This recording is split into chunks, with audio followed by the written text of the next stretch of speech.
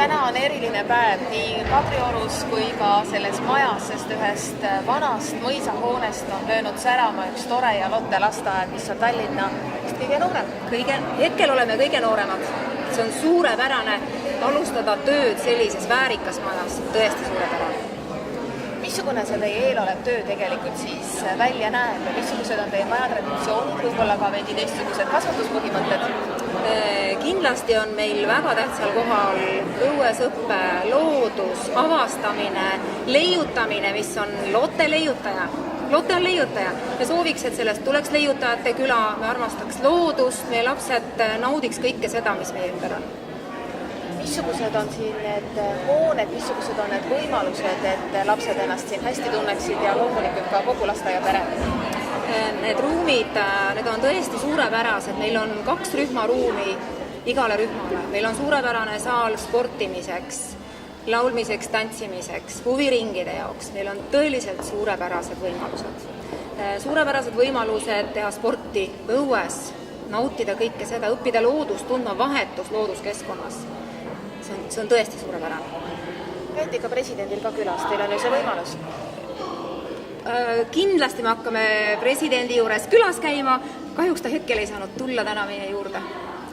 Ta oli kutsutud, aga igal juhul kõikidega teeme koostööd naabritega, Miia Milla muuseumiga, kes meie kõrval on, et suurepärane. Nagu me täna juba kuulsime, siis paljude siin viibijate lapsed või lapselapsed on öelnud, et nemad tahavad tulla ainult siia Lotte lasteaeda.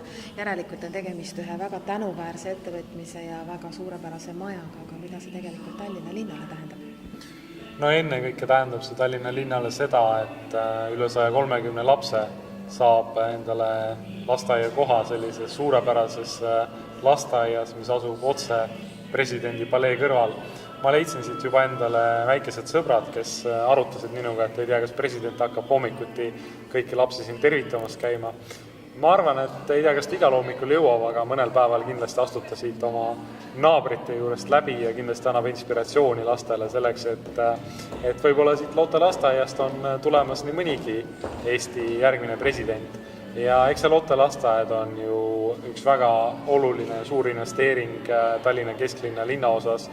Hea hulk aastaid ei ole kesklinn endale uut lasteaeda saanud ja see, et see on sellises erilises mõisahoones, on eriline väärtus. Milline oli see hoone enne ja milline on ta nüüd? Ma ütleks, et on sündinud väike ime just selline, nagu ühes leiutajate külas juhtuma ikka peab. Lotte, kas sa kunagi uskusid, et kunagi saab ühes suures mõisahoones sinu nimeline lasteaed tegutsema? Ei, ma ei ole isegi seda osanud arvata mitte kunagi varem, aga täna on nii tore päev, et täna avatigi selline lasteaed. Kas sina jääd nüüd siia elama?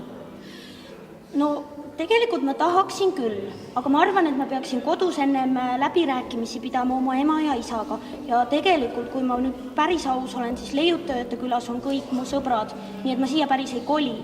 Aga ma hakkan siin külas käima kindlasti väga-väga tihti.